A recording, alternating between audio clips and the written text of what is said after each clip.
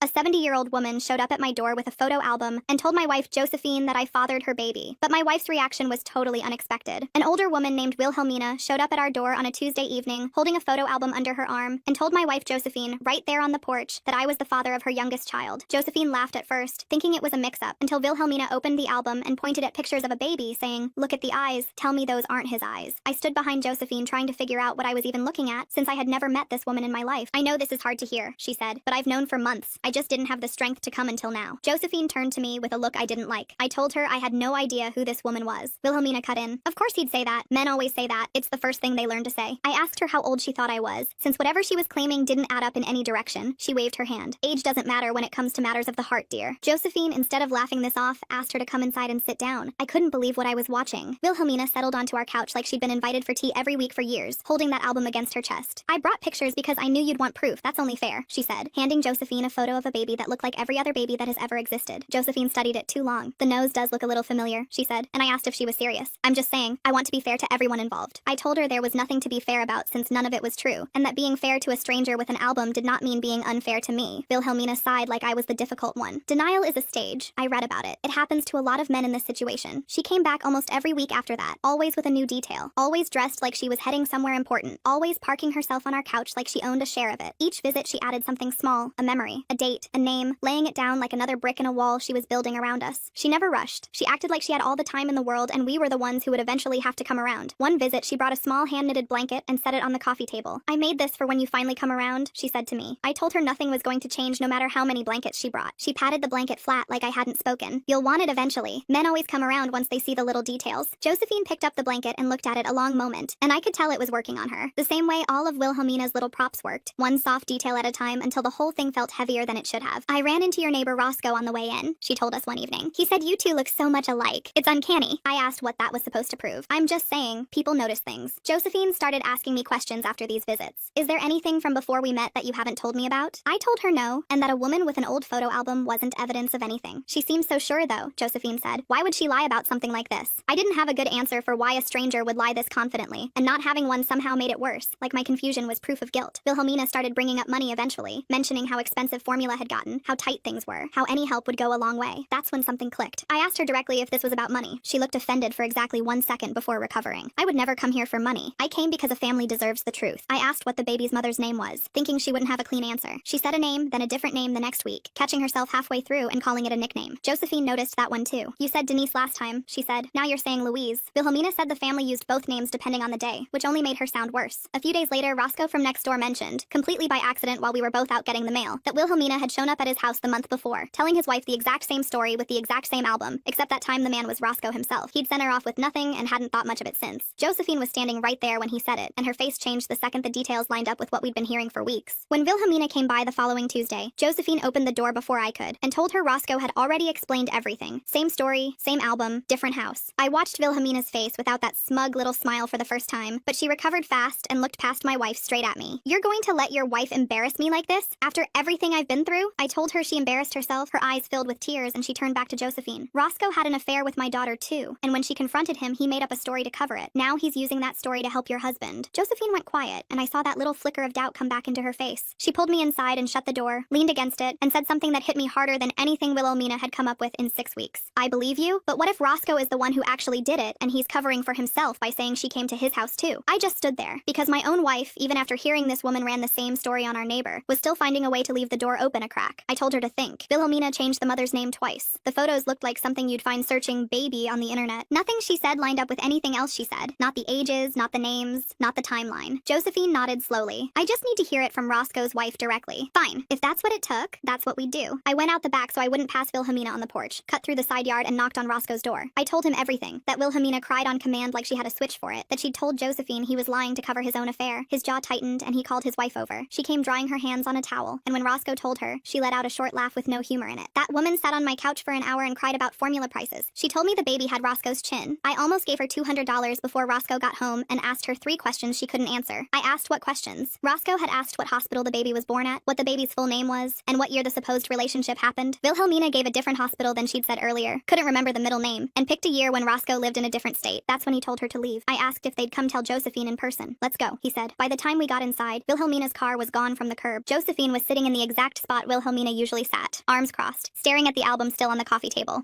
Roscoe's wife sat across from her and told it from the beginning, how Wilhelmina knocked on a weekday afternoon, dressed nice with her hair done, held the album pressed to her chest. Same photos, same baby in the same blue outfit, same angle, same background, same opening line about the eyes word for word, same blanket, same color, same speech about making it for when the father came around. Josephine sat very still through all of it and didn't interrupt, and I watched her face go from nervous to quiet to something else. When Roscoe's wife finished, the room was silent. Then Josephine said real quietly, she played me. She sat on this couch and played me for weeks. Nobody argued. Wilhelmina had walked into our home with fake photos and rehearsed lines and turned my wife against me one Tuesday at a time, and the thing that made it work wasn't the props. It was Josephine's own decency. She wanted to be fair. She wanted to hear the woman out, and Wilhelmina used that against her like a tool. Josephine stood up, her shoulders pulled back, her hands still at her sides. She wasn't sad or confused anymore. She was angry, and not at me. I should have believed you from the start. I need to fix this. She's probably doing this to someone else right now. That night she sat at the dining table with a notebook and wrote down every detail Wilhelmina had ever mentioned. Every visit, every prop, every name that changed. I'm going to talk to Safia down the block tomorrow. If anyone knows what's going on in this neighborhood, it's her. The next morning she was out the door before I finished my coffee. Safia listened in her doorway without interrupting, then set her mug down and said, I knew something was off about that woman. She came by here too about 2 months ago, but she didn't try the baby story on me. She said she was collecting donations for a church that burned down. I gave her $60.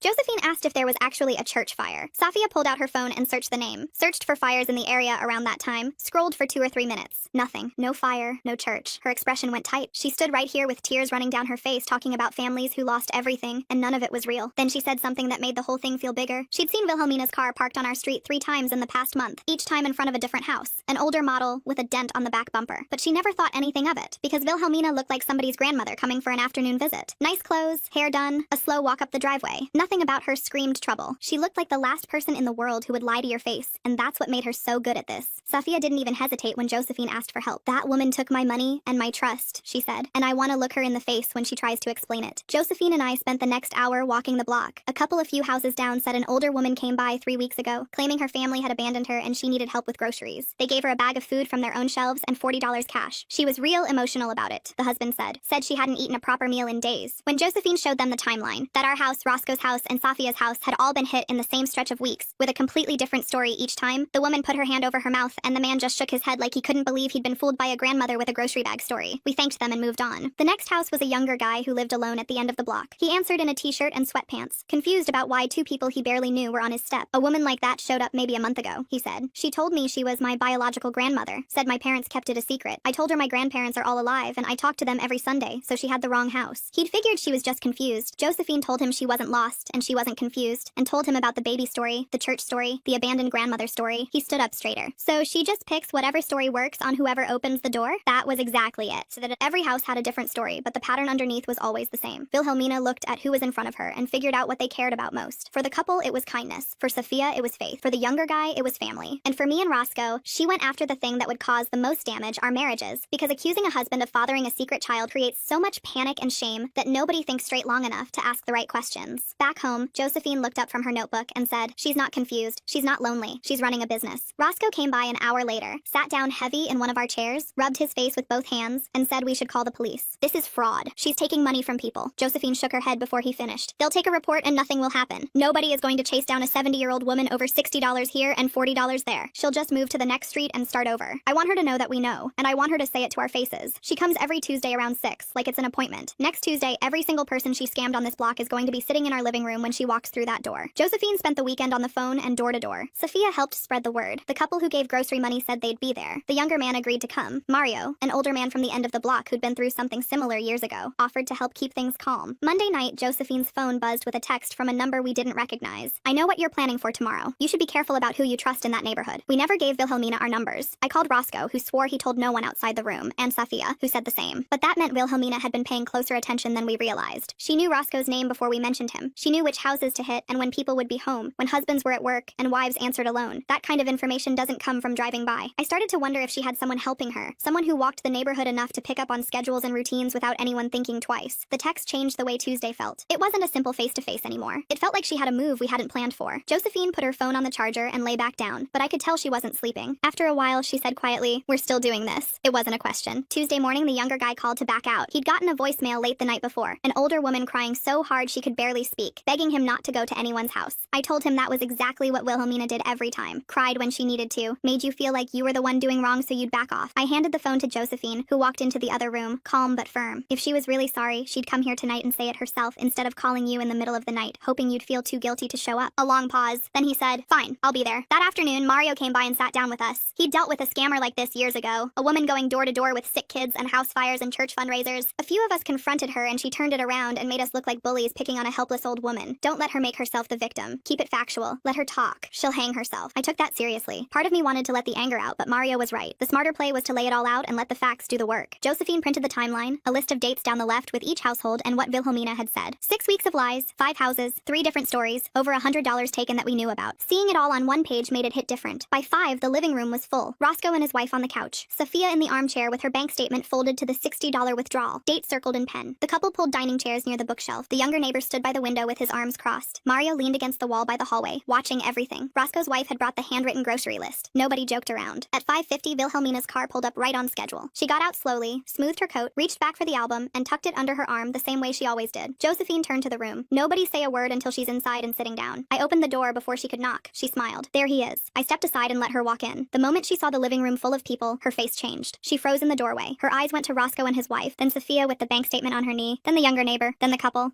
Her grip tightened on the album until her knuckles went white. She turned to leave, but I was behind her, blocking the door. "You came all this way. Sit down." She pulled herself up straighter. "I don't know what this is, but I don't appreciate being ambushed." Josephine walked to the middle of the room and looked her in the face. "You came to my house every Tuesday for 6 weeks and told me my husband fathered your grandchild. Sit down." She didn't yell, but those 2 words made it clear it wasn't a request. Wilhelmina looked around for anyone who might step in. Nobody did. She sat, the album still pressed to her chest. Josephine picked up the timeline and read it out loud, and the room went so quiet I could hear the clock. She started with Roscoe's house. 5 weeks before we ever saw Wilhelmina. Same album, same tears, same line about the eyes, same blanket. Roscoe's wife nodded. Every word of that is true. Josephine moved to Sophia's house, the church that burned down, $60. Sophia held up her statement. There was no church. There was no fire. I checked. Then the couple's house, the abandoned grandmother, $40 and a bag of food. The woman spoke. We gave her $40 on top of it because she cried so hard we thought she might pass out on our porch. Then the younger neighbor, the fake grandmother. My actual grandparents are alive and well, and I talk to them every week. Each time a household confirmed its story, I watched Wilhelmina. She sat perfectly still, hands folded, face blank, like she was listening to someone read a grocery list. No reaction, no shame. When Josephine set the timeline down, everybody looked at her. I think people expected tears and apologies. Instead, she looked around the room slowly, meeting each person's eyes, and spoke in a voice that didn't shake. "You people don't know what it's like to be alone. Every one of you has someone. You have families, homes, dinners on the table. I have a car and a photo album and whatever people are kind enough to share. I never hurt anyone. I never stole. People gave because they wanted to." Sophia stood up. "You told me a church burned down. That church doesn't exist. You stole from me." Wilhelmina turned her head away like she could dodge the words by not looking. Then the younger neighbor spoke. "You left me a voicemail last night, crying, begging me not to come. If you were really just a lonely old woman, you'd have apologized. Instead, you tried to keep us apart so we wouldn't compare stories." That one landed. Her mouth opened and closed. Then she had one more play. She turned to Josephine with glistening eyes and a soft, shaky voice. "I know I wasn't honest about everything, but the part about your husband, I believed it. I really did. Even now, sitting in a room full of people she'd lied to, she was still trying to put doubt between me and my wife." Josephine didn't blink. "You told Roscoe's wife the exact same thing about Roscoe. Word for word. Same photo, same blanket. You don't believe anything. You just say whatever gets you through the door." Wilhelmina stood, and the album slid off her lap and hit the floor, photos scattering across the carpet. Mario bent down and picked one up, held it toward the light, and said quietly, "This is a stock photo. You can see the watermark in the corner." He turned it so the room could see. Faint, almost invisible, but there, a small watermark in the bottom corner. The kind you get downloading a picture from a free photo site without paying. He passed it around. Roscoe's wife, Sophia, the couple, the younger neighbor. The baby Josephine had studied for weeks. The one she thought might have my nose, the one that almost broke apart my marriage, was a stock image. It wasn't anyone's baby. It was just a picture. Wilhelmina reached for the album, but Josephine was faster, gathering the loose photos and tucking them back inside, then holding it against her chest the same way Wilhelmina always did, chin up, like it meant something. "You're not coming back to the street. Every person on this block knows your face and your car. If we see you again, we're calling the police with every detail we have, and we're keeping this." Wilhelmina looked around the room one more time. Roscoe, Sophia, the couple, the younger neighbor, Mario, me. Nobody looked away. Nobody offered her sympathy. She stood there for maybe 5 seconds, then walked to the door, opened it herself, and stepped out. She didn't look back. She got into her car and pulled away from the curb, and I watched her taillights get smaller, reach the corner, and disappear. The room let out a breath. People started talking in low voices. Roscoe put his hand on his wife's shoulder. Sophia folded her bank statement and put it back in her purse. The couple looked at each other, and the woman took her husband's hand. Josephine set the album on the coffee table next to the timeline and the grocery list, and all the little pieces of proof that turned a block full of strangers into a room full of people who wouldn't be fooled again. She sat down beside me. "I'm sorry I ever let her sit on our couch." I took her hand. She was good at what she did. Josephine shook her head. "Not good enough." Roscoe's wife stood, picked up the knitted blanket that had sat on that table for weeks, folded it corner to corner the way you'd fold a towel, carried it to the trash, and dropped it in. Nobody argued, and the blanket settled into the trash on top of the coffee grounds, one knitted corner still sticking up out of the can like a hand waving goodbye.